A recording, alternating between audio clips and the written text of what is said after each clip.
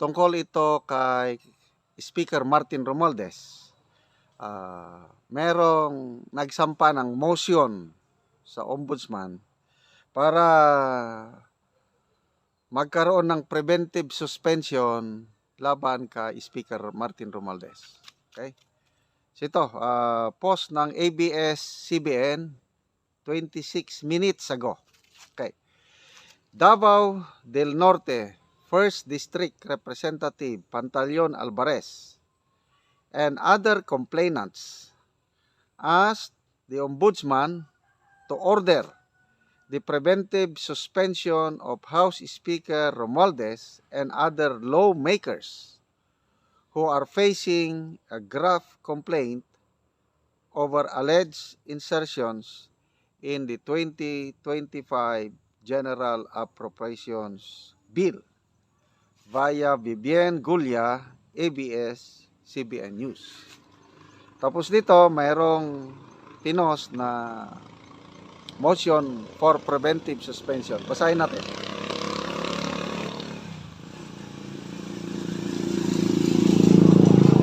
Republic, maingay. Palampasin muna natin yung tricycle. Ito. Republic of the Philippines, Office of the Ombudsman, Quezon City. Pantaleon D. Alvarez, Ferdinand Topacio, Exego Magpantay, Virgilio R. Garcia, complainants. Versus Martin Romualdez, Manuel Jose Dalife, Elizalde Co, Estela Luz Kimbo, Jando, and Jandus. Respondents.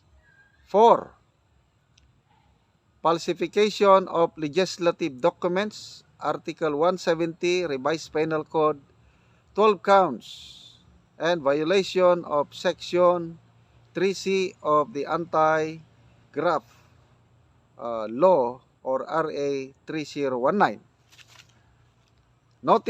Motion for preventive suspension. Complainants through undersigned counsel most respectfully move the Honorable Office to order the preventive suspension from office of the herein respondents and in support hereof respectfully states that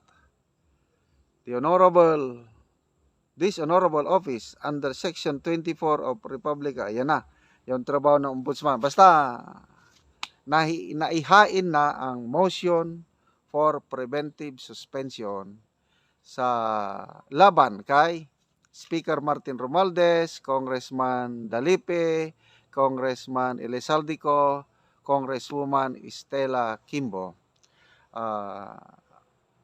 Kalakip nito or connection nito sa graft and corruption case na naisampa laban sa mga kongresista doon pa rin sa Ombudsman. So, habang dinidinig ang kaso, motion itong grupo ni na Congressman Alvarez na i-suspend nyo muna, preventive suspension. Example ng preventive suspension, si DG Bantag, nung nagkaroon na ng kaguluhan sa Percy Lapid case, yun, preventive suspension, I think 90 days. After 90 days, another extension ng ilang 90 days, ganon, hanggang tuluyan nang nawala si DG Bantag. Natanggal na bilang Bucor Chief. So, parang ganito rin itong hinihiling itong company na Attorney Topacio, Congressman Alvarez, na isuspend muna ang mga nabanggit na mga kongresista. And by the way, abogado rin pala si Congressman Alvarez. Nag-practice siya ng law, private practice siya ng law bago siya pumasok sa politika. Yung isang complainant, Attorney Virgilio Garcia, kilala ko ito. Isang reservist na Brigadier General. Magaling na abogado rin itong si Attorney Virgilio Garcia. Okay, so Magbasa lang tayo sa mga comments.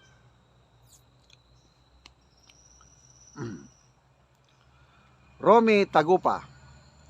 Preventive suspension. Ito na. Jack Neil Balante. Public funds should always be handled with transparency. If there were questionable insertions, the Ombudsman should investigate thoroughly and hold those responsible accountable. Arvin Lerios. Yeah. Suspension plus temporary restraining order para di magamit yung GAA Budget 2025 since the oral argument is set on April 1. Yan. Dickbert Gador, ex-speaker versus incumbent speaker. Yun na. Yun na, talagang labanan. Ex versus incumbent.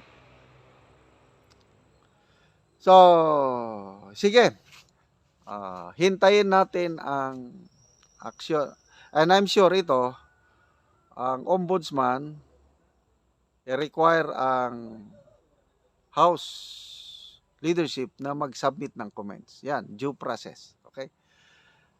So, salamat sa grupo ni Congressman Alvarez, Attorney Topacio, Attorney Virgilio Garcia sa ginawa niyong ito. Sana maaksyonan ito kaagad ng ombudsman. Mga kaibigan, salamat sa inyong palaging panonood sa ating mga videos. Nakakatulong po kayo sa Tribong Talaandig dahil sa inyong panonood. Ang income natin sa channel na ito ginagamit sa pagbili ng mga yero at pako para makapagpatayo ng bahay ang mga Tribong Talaandig. Plus, ang ating income ginagamit sa pagpananim ng lakatan. Namimigay tayo ng libreng seedlings ng lakatan.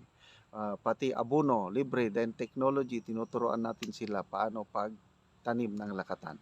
Kung may itinanim, may aanihin. Panoorin nyo ang video na ito, kabalikat kayo sa pagtulong, ituloy nyo lang ang panonood, lalo na yung hindi pag-skip ng ads. Hawag amonyum.